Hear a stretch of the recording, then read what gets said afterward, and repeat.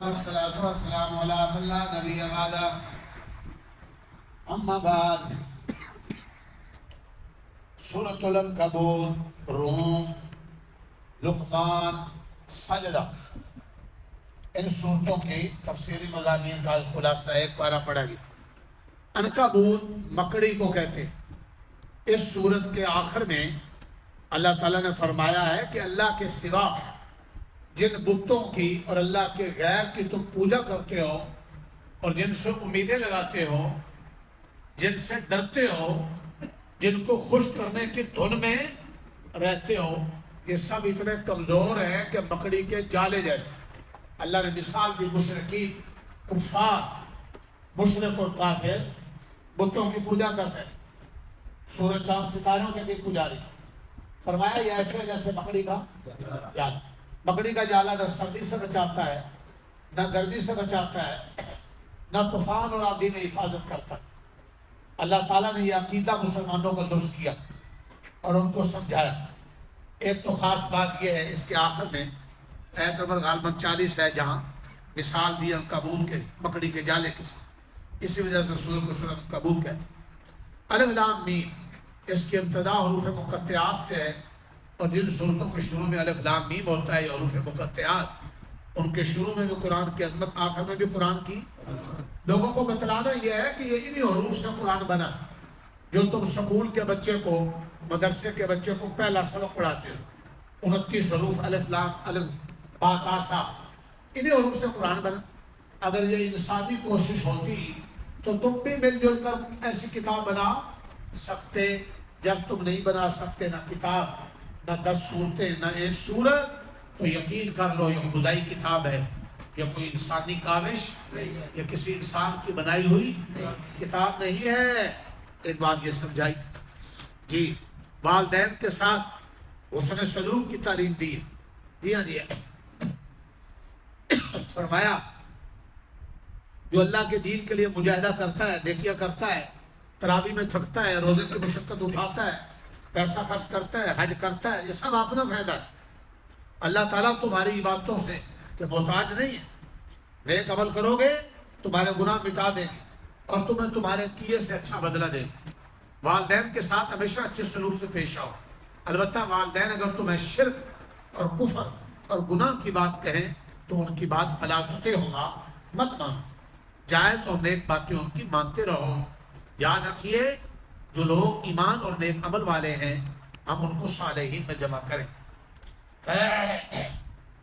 بہت سے مضامین ہیں، اور 21ویں پارے کے شروع میں یہ سورت جو چند انبیاء کے قصے بھی ہیں سمجھانے کے لیے، حضرت اسحاق، یعقوب، حضرت ابراہیم، موسیٰ، حضرت لوط، چند انبیاء کے قصے۔ اس سورت کا موضوع ہے سنت ابتلا، کہ ہمیشہ اللہ آزماتے رہتے ہیں بندوں کو۔ نیک بندوں پر بھی مشقتیں آ جاتی، آزمائشیں آ جاتی، گھبرا نہ جایا کرو۔ جو امتحانات میں ثابت قدم رہتے ہیں، آخر کار وہ کام یاب ہو جاتے ہیں۔ آج غزہ والے آزمائش میں ہیں، ہمیں اللہ کی رحمت اور اللہ کے یقینی نظام اور ان کے مجاہدے کو دیکھ کر ہمیں بڑی امید اور یقین ہے کہ آخر کار وہ جیتیں۔ اخلاقی جیت تو وہ لے چکے کہ اتنی قوت، مادی طاقت والا اسرائیل اور امریکی اور باقی شیطانی قوتیں اور منافق لوگ بھی کافروں کے ساتھ کھڑے ہیں، اور اب تک ان کے جذبے وہ پس نہیں کر سکتے۔ اخلاقی طور پر تو فتح پا گئے، جیسے 20 سالوں میں منافقوں نے سمجھا کہ افغانستان کیا، بھاگ کر کافروں کی گود میں بیٹھے اور اپنی زمینیں کافروں کو دی، لیکن دنیا نے دیکھا 20 سال کے بعد ثابت قدم رہنے والے حق والے، اللہ نے اپنی طاقت دکھا دی کہ وہ فاتح بن۔ جی ہاں، اللہ تعالیٰ سمجھا رہے ہیں۔ باقی آپ کو بار بار سنایا گیا موسیٰ کا، حضرت ہارون کا قصہ، شعیب کا قصہ، حضرت ابراہیم کو بڑھاپے میں، حضرت ابراہیم نے عراق چھوڑ کر شام گئے تھے، اور ان کے والد بھی مشرک تھے، حکومت بھی ان کو نمرود کی ستاتی تھی۔ آخر کار خاندان میں مخالفت کی، انہوں نے اللہ کا دین نہیں چھوڑا، شرک نہیں کیا، خاندان، گھر، حکومت سب مخالف۔ جب شام گئے تو اللہ نے بڑھاپے میں ان کو بیٹا اسماعیل دے دیا اور اسحاق دے دیا، پوتا یعقوب دے دیا۔ اللہ نے کہا ابراہیم تو نے میرے لیے خاندان چھوڑا ہے مطلب چھوڑا ہے، سن میں تجھے بہتر خاندان بھی دوں گا، بہتر مقام بھی دوں گا۔ یہ آزمائشیں ہیں۔ اللہ تعالیٰ اس سورت میں فرماتے ہیں کیا ایمان والوں نے یہ سمجھ لیا پہ لیا ہے کہ احاسب الناس ان یترکوا یقولوا آمنا وهم لا یفتنون، کیا مسلمانوں تم سمجھو کہ ہم مومن اور مسلمان کہلائیں اور آزمائشیں نہیں آئیں؟ آزمائشیں تو آئیں۔ بے دین حکومت ہمیشہ علماء پر سختی کرتی۔ ایک بے دین حکومت نے ایک بڑے عالم دین کی گردن کاٹ کر چوک میں لٹکا دی اور دھڑ جدا ہے۔ لوگ صبح نماز کے لیے آ رہے تھے، جو عالم برائی کے خلاف بولتا تھا، حکومت کے خلاف، گردن تو اسی کی کاٹے جائے گی نا، مشکلات اسی کی ہوگی نا جو برائی کے خلاف بولے گا۔ جو برائی کا حصہ ہوگا اس کے کیا ہے، اس کے جان دلچسپی ہے، یہ مقدر والوں کو نصیب ہوتا ہے۔ تو حکومت نے بے دین تھی، انہوں نے ان کی گردن کاٹ دی، چوک میں لٹکا دی، دھڑ ساتھ نہیں ہے، لوگ ڈر جائیں گے۔ جب لوگ آ رہے تھے تو مولانا کی گردن قرآن کی یہی آیت پڑھ رہی تھی۔ کون سی سورۃ العنکبوت کی پہلی ہے آیت، یہی پڑھی جا رہی ہے۔ اس آیت میں سبق تھا، دھڑ نہیں ہے، ساتھ صرف سر ہے۔ احاسب الناس ان یترکوا ان یقولوا آمنا وهم لا یفتنون۔ لوگوں کو کہہ رہی تھی وہ گردن، لوگوں تم سمجھتے ہو کہ ہم ایمان لائیں، مسلمان کہلائیں، آزمائشیں نہیں آئیں گی؟ اللہ کے عاشقوں پر آزمائشیں بھی آتی ہیں۔ یہ ہٹے کٹوں کو قرآن نہیں آتا، اسمبلی میں چلے جاتے ہیں کلمہ نہیں آتا، اور ان کا دھڑ ساتھ نہیں اور گردن بھی کیا پڑھ رہی؟ قرآن پڑھ رہی۔ 21ویں پارے کے شروع میں پہلی آیت میں اللہ تعالیٰ نے 3 ایسے نیک اعمال کا ذکر کیا جن کو نبی پاک نے بھی ہمیشہ زیادہ کیا۔ تمام انبیاء نے اللہ کی محبت میں ترقی کے لیے 3 عمل زیادہ کیے: قرآن مجید کی تلاوت، نفلی نماز اور اللہ کا ذکر۔ یہاں نماز کی خوبی بیان کی گئی، ان الصلاۃ تنہی عن الفحشاء، نماز بے حیائی اور برائی سے روکتی۔ پانی ہے، آ جاؤ، برائی سے روکتی ہے۔ توجہ، جو نماز دھیان سے پڑھی جائے، جو نماز پابندی سے پڑھی جائے، جو نماز پابندی سے پڑھی جائے اور دھیان سے پڑھی جائے اور اخلاص سے پڑھی جائے اللہ کی رضا کے لیے، وہ نماز انسان کو برائی چھڑوا دیتی۔ میرے بھائیو، حضور پاک کے زمانے میں ایک شخص چوریاں بھی کرتا تھا، نماز بھی پڑھتا تھا۔ حضور پاک کو شکایت کی گئی کہ یا رسول اللہ فلاں چوری بھی کرتا ہے، نمازیں پڑھتا۔ آپ نے فرمایا اگر نماز پڑھتا رہا تو اس کی نماز چوریاں چھڑوا دے گی۔ چند دنوں کے بعد اس نے چوریاں چھوڑ دی۔ علماء نے لکھا ہے کہ آج کے مسلمان جمعے میں، عید میں، رمضان میں مسجد بھی بھر دیتے ہیں، لیکن جب بازار میں جاتے ہیں تو جھوٹ، دھوکہ، ملاوٹ سب کچھ ہوئی، شادی بیاہ میں ہوئی۔ لگتا ہے کہ مسجد کی زندگی ان کی الگ ہے اور بازار کے گھر کی زندگی الگ ہے۔ بولو الگ۔ تو تھوڑی دیر ان مسلمانوں کو روک کر مجھے اور آپ کو بھی سوچ لینا چاہیے، بولو کہ کہیں ہماری نمازیں صرف مسجد کے حد تک تو نہیں، ہماری نماز کو اثر انداز ہونا چاہیے ہماری شادی بیاہ میں بھی، ہمارے گھر اور تجارت اور خوشی اور سیاست اور گرمی میں۔ نماز کی تاثیر ہے کہ وہ برائیاں چھڑوا دیتی ہے۔ توجہ، آخرت کی فضیلتیں سورج میں بیان ہو رہی جی، اور دنیا کی زندگی کا عارضی ہونا کہ دنیا کی زندگی کچھ نہیں، کھیل تماشا ہے، اصل زندگی آخرت کی ہے۔ اور آخری آیت، اس آیت کو پوری سورت کا خلاصہ کہا گیا۔ پوری سورت عنکبوت کا خلاصہ ایک ہے، کیا؟ والذین جاہدوا فینا لنہدینہم سبلنا۔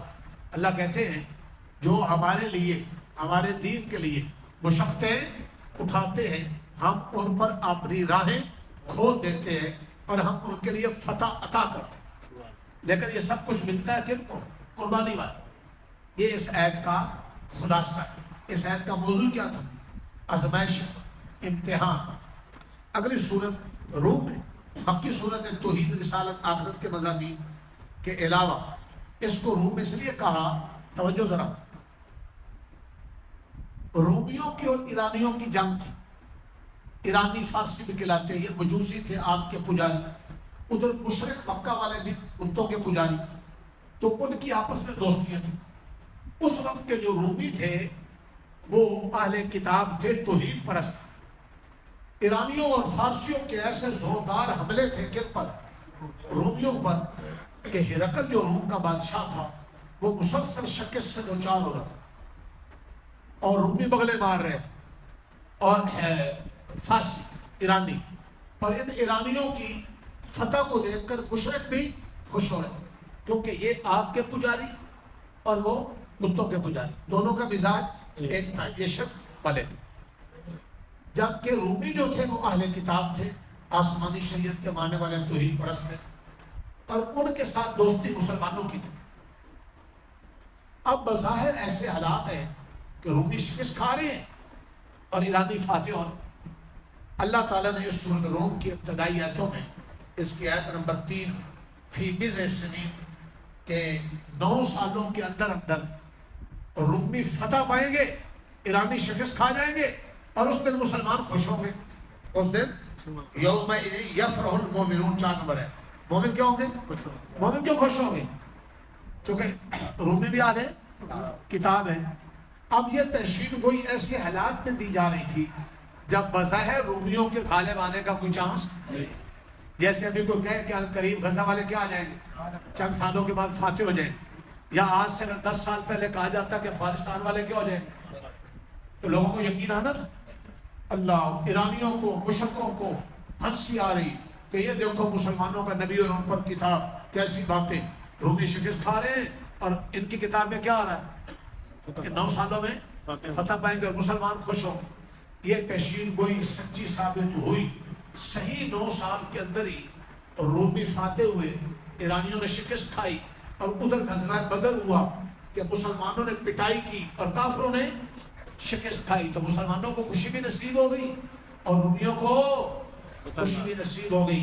اس سورت میں خاص طور پر اس واقعہ کا ذکر ہے، اس لیے اس کو سورت روم کہتے ہیں۔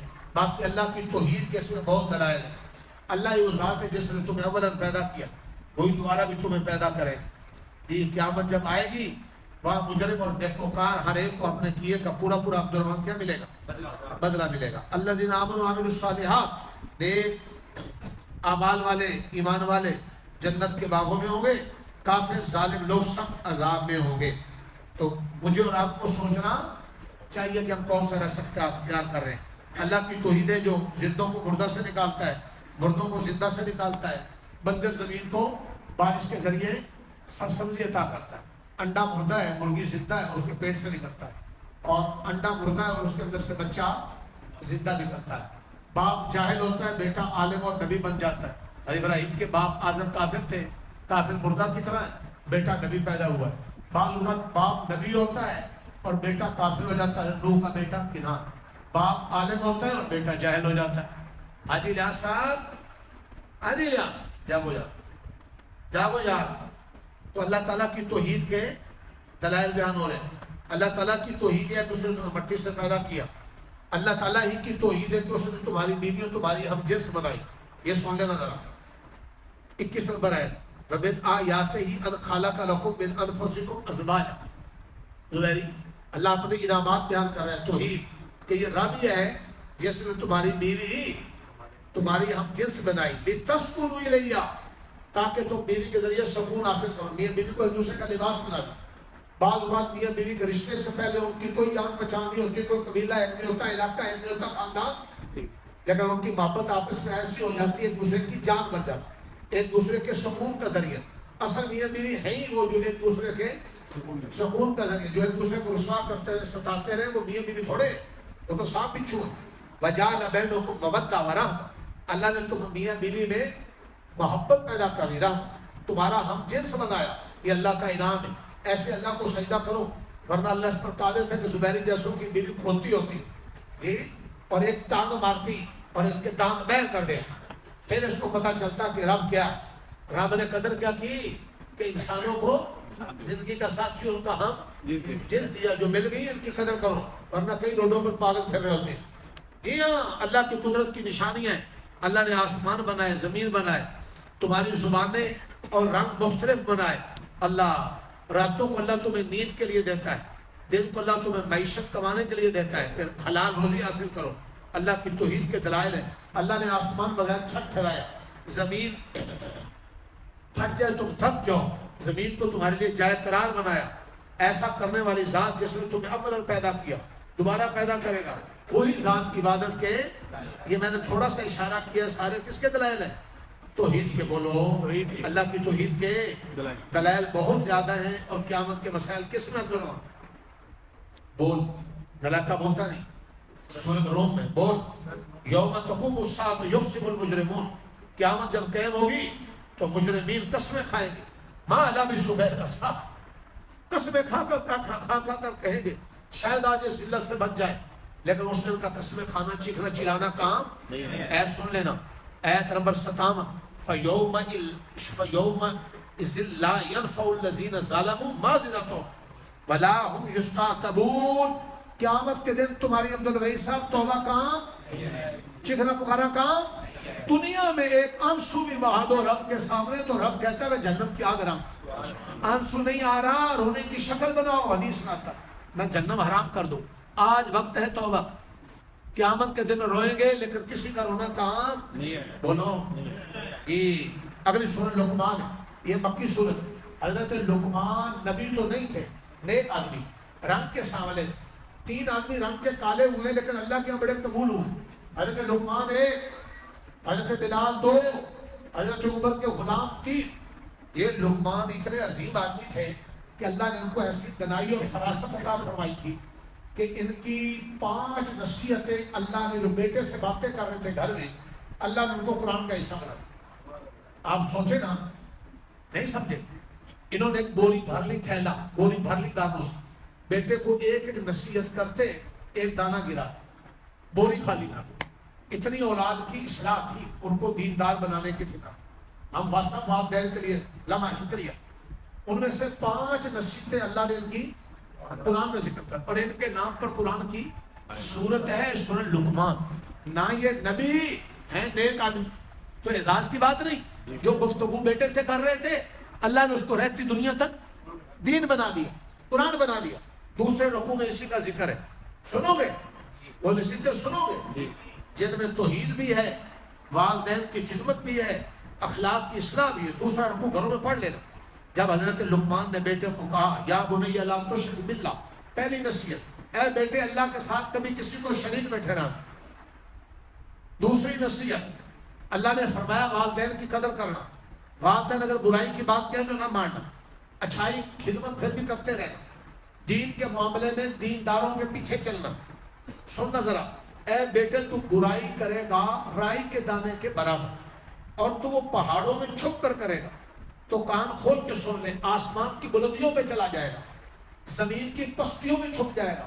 اے بیٹا کبھی برائی نہ کرنا، تو برائی 1000 پردوں میں چھپ کے کرے گا، تب بھی اللہ قیامت کا دن تیری برائی ظاہر. یہ کون سمجھا رہا؟ باپ اپنے بیٹے. میں اب ایتے نہیں پڑھ رہا، دوسرا رکوع پڑھ لینا، لمبی ہو جاتی بات. سن رہے ہو؟ اے بیٹا، ہے کوئی باپ ایسی نصیحتیں کرتا ہوں؟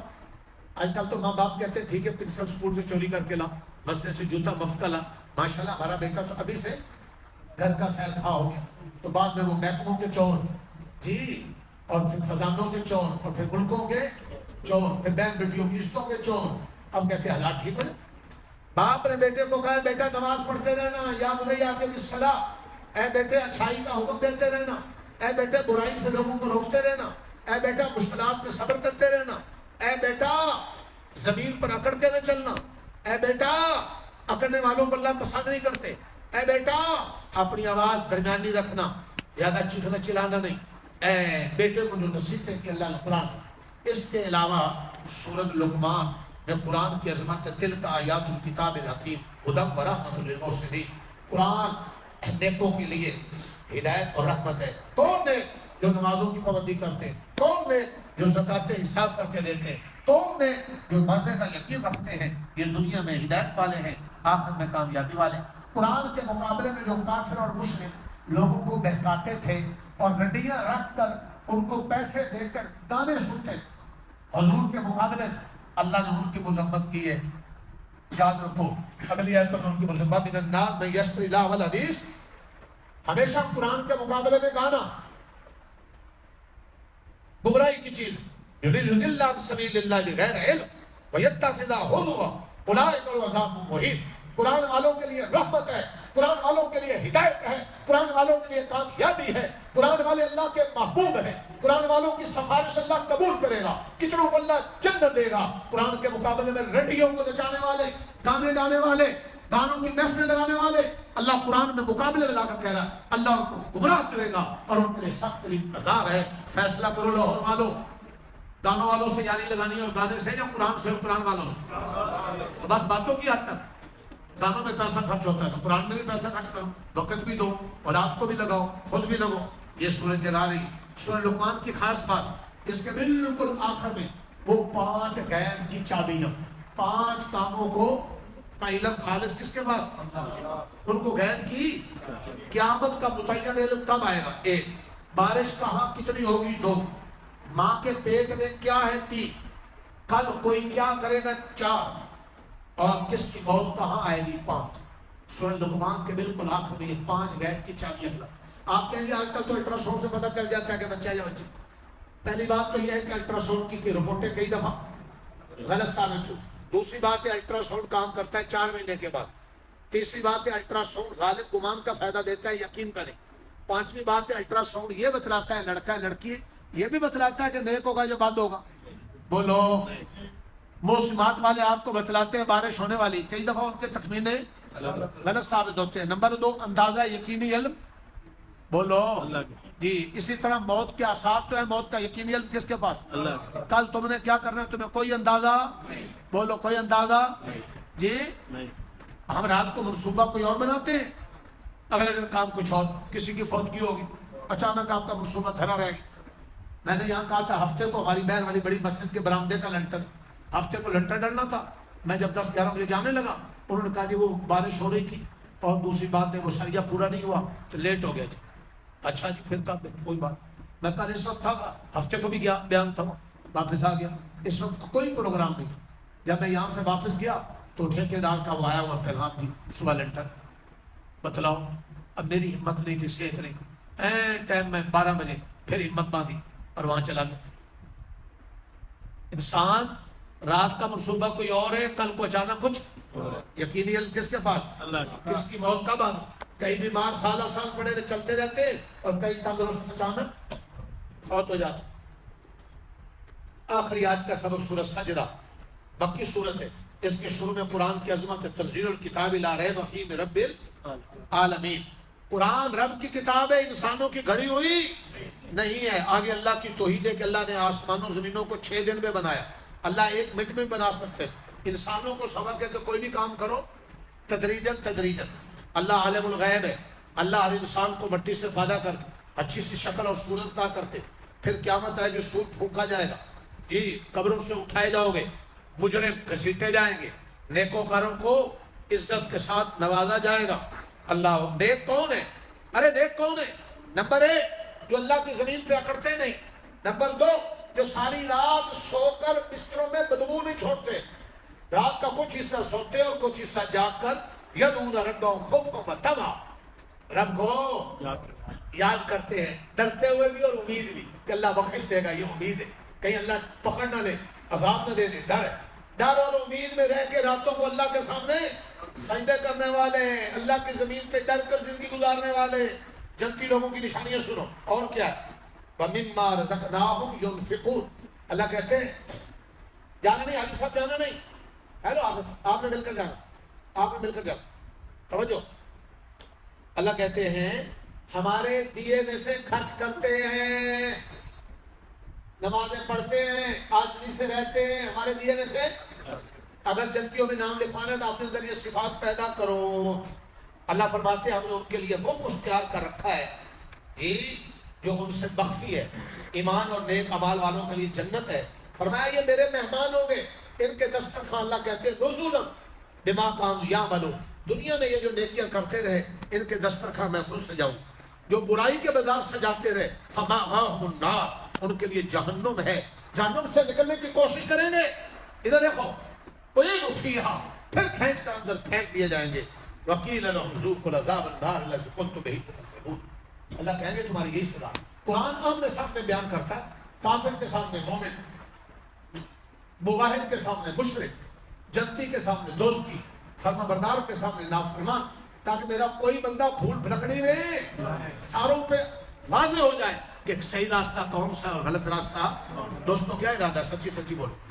اللہ فرماتے ہیں وَمَنَازُ مِمَّنْ ذُكِّرَ بِآيَاتِ رَبِّهِ ثُمَّ أَعْرَضَ. اللہ فرماتے ہیں میری زمین پر سب سے بڑا ظالم کون ہے؟ یہ دیکھ لینا گھروں میں دیکھ جاتے جاتے دعا کر لو. یہ آیت نمبر 22 ہے، سورۃ سجدہ ہے، پارہ 21 ہے، یہ رکوع کی آخری ہے. وَمَنْ أَظْلَمُ مِمَّنْ ذُكِّرَ بِآيَاتِ رَبِّهِ. فرمایا جس کو قرآنی آیتوں کے ذریعے نصیحت کی جائے وہ سکتا نہیں، منہ اٹھا کر بھاگ جائے. ثُمَّ أَعْرَضَ. ادھر دیکھ لینا ترجمہ آپ کے گھروں میں. وَمَنْ أَظْلَمُ مِمَّنْ ذُكِّرَ بِآيَاتِ. اس سے بڑا کون ظالم ہے جسے نصیحت کی جائے کس کے ذریعے؟ قرآن کی آیتوں کے ذریعے، لیکن وہ نہیں سنتا، منہ دے کر پیٹ دے کر بھاگ جاتا. اب آپ بتلائیں کہ آپ بھاگ جاتے ہو، میرا کیا نقصان کرنا؟ ایک منٹ کے لیے بولو تو نہیں. آپ اگر بیٹھ جاتے ہو تو مجھے میرا کیا نفع کرتے ہیں؟ مجھے کیا دیتے ہیں؟ میرے سر میں تیل لگاتے، میری خدمت کرتے. یہ جو بھاگ جاتے ہیں نا پیچھے بڑے پھنے خاں بن کر، بیچاروں کی آنکھوں پر پٹی، جو آپ سال بھر نہیں آتے قرآن میں، آپ غفلت کے اندر ڈوبے ہوئے. کیوں ریاض صاحب؟ یہ بعض جوانوں کو مستیں چڑھی ہوئی، عمل تو آئیں گے نہیں، آئیں گے تو اینڈ ٹائم تو پیچھے سے بھاگ جائیں. یہ سن لینا، اللہ کہتے ہیں یہ بڑے ظالم ہیں، میری نصیحت کی چیز سے آرزانہ منہ پھیرتے ہیں. انا من المجرمین منتقمون. یہ مجرم ہیں، ہم ان سے بدلہ لیں گے. آگے اللہ موسیٰ علیہ السلام کا واقعہ سنا رہے ہیں اور آپ نے بار بار سنا. موسیٰ علیہ السلام کی جنہوں نے مان لی انہوں نے نجات پائی یا ڈوبے؟ تو جنہوں نے دولت کی مستی میں یا حکومت کے نشے میں ظلم کرتے رہے وہ ڈوبے اور زمین میں دھنسے یا بچے؟ فرعون اور فرعونی دھنس گئے، ڈوب گئے، اور قرومی دھنس گئے. اللہ کیا کہتے ہیں؟ قل، آخری ہے، قل یوم الفتح لا ينفع الذین کفروا ایمانهم ولا هم ينظرون. اے میرے نبی قیامت کے دن کسی کافر کو اس کا اس دن کا ایمان لانا اور کسی بدمعاش کو اس دن کا توبہ کرنا کام نہیں دے گا. فَأَعْرِضْ عَنْهُمْ وَانتَظِرْ إِنَّهُمْ مُنتَظِرُونَ. آخری ہے، اے میرے محمد تو بھی انتظار کر، یہ بدمعاش بھی انتظار کریں، دیکھیں ہوتا ہے کیا قیامت کے دن. کلیجے پھٹے نا اگر ہم قرآن کی باتیں سنیں، ہمارے رخ درست ہو جائے. سچی سچی بولو. اب جاتے جاتے چھٹی آج بھی جلدی ہو گئی، تمہیں 10 منٹ لیٹ کرے کوئی نہ آئے تو تمہیں 10 منٹ لیٹ کرے، تم 10 منٹ لیٹ فارغ کرو تو شریف ہو گئے. اور ہم اگر 5-10 منٹ زیادہ کرتے ہیں تو ابو بہن بڑے لگاتے ہیں، کہتے ابو جی تھوڑے تو بیان چھوٹا، تھوڑا بیان ہاں لمبا ہو ہی جاتا. میں کا پتر لگی نہیں نہیں. آپ یہ بتلاؤ نا، سچی سچی بتلاؤ، قرآن سے بڑھ کر کوئی نصیحت ہے؟ سچی سچی قرآن میں کسی کی رعایت ہے؟ قرآن سب کے لیے راہ نجات ہے. قرآن سب کے لیے کتاب خدا ہے. قرآن سب کے لیے کتاب مبین ہے، کھلی کتاب، آنکھیں کھول دیتی ہے اور یہ بیان کرنے والے کی بھی اصلاح کا ذریعہ. ہم بھی بھٹک جائیں اگر قرآن سے پڑھ جائیں، کمیوں کوتاہیوں میں ہر انسان میں اس کو بار بار کھولتے رہتے، پڑھتے رہتے، یہ جھنجھوڑتا رہتا ہے، یہ دھوتا رہتا ہے، کپڑا میلا ہوتا رہتا ہے صابن سے صاف. ہاں ہم بازار بہر کی زندگی بہر کچیل آتی ہے، قرآن پھر کھو دیتے. اس لیے ارادہ کر لو اپنے بچوں کو، اپنے آپ کو قرآن مجید کے ساتھ تاجر بنو، دکاندار بنو، حاکم بنو. ہم تمہیں منع، پوری دنیا کے جرنیل بن جاؤ، جج بن جاؤ، ہم منع. ہم یہ کہنا چاہتے ہیں کہ قرآن کی سن کر چلو اور قرآن کی مان کر چلو. اللہ قبول. صلی اللہ علیہ وسلم. علی صاحب آپ